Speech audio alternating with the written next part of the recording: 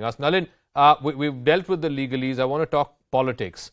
Here you have, and the Congress party, the entire Congress machinery is going into overdrive to portray Rahul Gandhi as a victim of a system that is out to get him, a system that they are calling high-handed, a system that they believe is out to crush all democratic forces, vilify opposition, agencies are unleashed on opposition politicians, so on and so forth. And we're already seeing, that narrative in full flow in the Karnataka elections. Are you not worried politically that if the entire opposition is banding together and setting this narrative, this could hurt your party?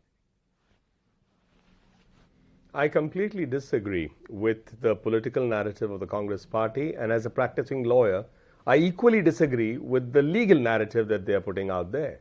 And I'll address both of them together. Why has Mr. Rahul Gandhi faced a conviction? Because he came out with an unsavory remark in 2019 saying, why do people with the surname Modi, why are they all thieves? That is the reason why he has a conviction of 2 years in a defamation case. He apologized before the Supreme Court in 2018. In 2019, he commits the same thing.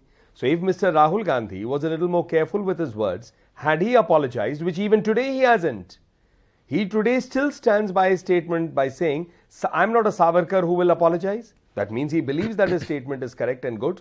He says this is a fight for truth. Abusing all people with a Modi surname who are from the OBC community is a fight for truth, is a fight in national interest, as the Congress calls it. Now let's understand the legal part, which is also a narrative. Can I ask one counter question? It's a political point. Nalin, give me 1 second. Can I ask one counter question? The Congress's argument is also that nowhere in those comments in Kolar, Mr. Gandhi refers to 3 Modis by name: Narendra Modi, Lalit Modi, and Nirav Modi. None of the Modis who he has referred to by name are party to this case. This is a completely unrelated person who he did not name coming and filing the case, and there's a conviction of defamation on that case. So that two answers to that, and it's not complicated. I'll disagree with that too, both as a lawyer and as a political person.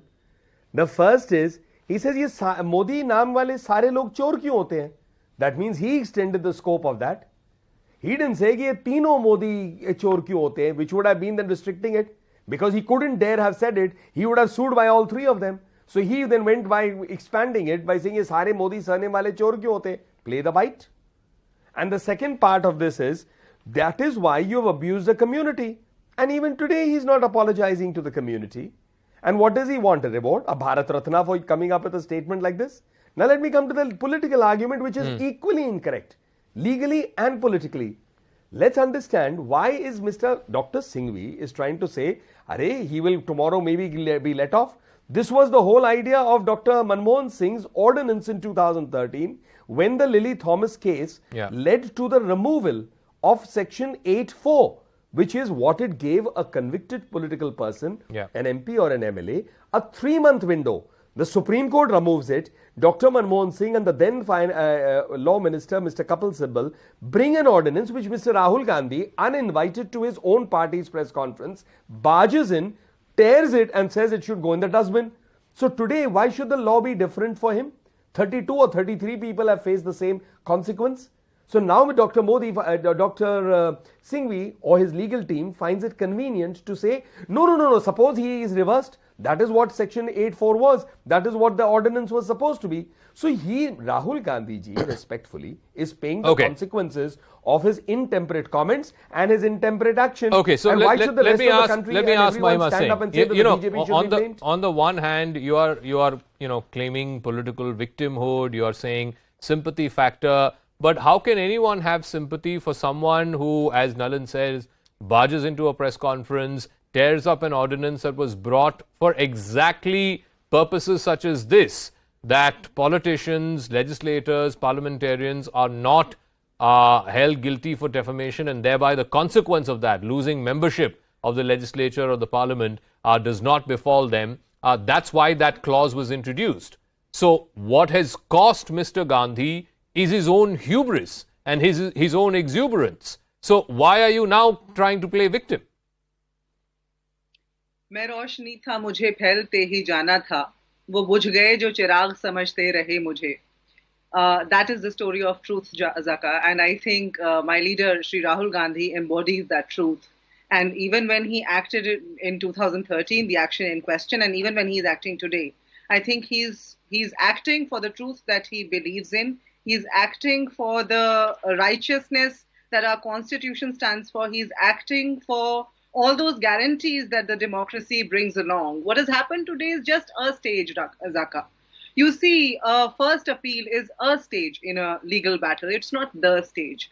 So the BJP may rejoice, as one of the chief spokespersons, Mr. Patra, has held a press conference this evening and has said that desh mein khushi ka mahal hai, which I don't think we have seen any glimpses of anywhere, because the country today is agonized, not only with the inflation and unemployment record at a record levels, but also, after Satyapal Malik ji's revelations, the country is today in absolutely, in an absolute shock, because we are hoping for answers. Instead, what's happening today is, we are debating around an issue where Rahul Gandhi ji is in, it's a process, an ongoing process. Ma'am, can I ask one question? As a lawyer, you are well aware of these defamation cases. Usually, these are quashed at the preliminary stage itself, or if it gets into trial and so on, the person concerned comes in, apologizes. We've seen n number of cases, including in the case of Mr. Gandhi himself,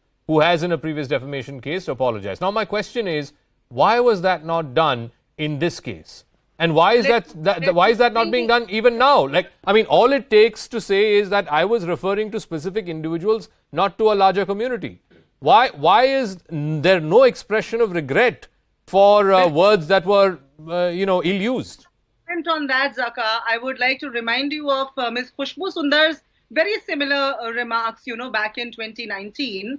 And let me just say, although Mr. Singhvi has, being the veteran that he is, touched upon most of the, relevant parts of this judgment and the grounds, the very sustainable grounds that we'll be relying upon while we invoke the constitutional powers of the appellate courts, let me just say that, the BJP spokesperson, with due respect, I say that he just talked about RG's that statement, and he urged you to play it out. Please do play it out, because that will immediately prove my case, because he said, उन्होंने कहा सारे मोदी चोर होते हैं. Sorry, his remark was, इन सारे चोरों का नाम मोदी क्यों है? I think he is referring and indicating towards the political favoritism that we have seen in the past 8 years at behest of our very honorable Prime Minister, who stands there as a leader of all of us, of the entire population. I may not have voted for him, but he still is my Prime Minister. Okay. So I believe when Rahul Gandhi ji said that from the very Kolar,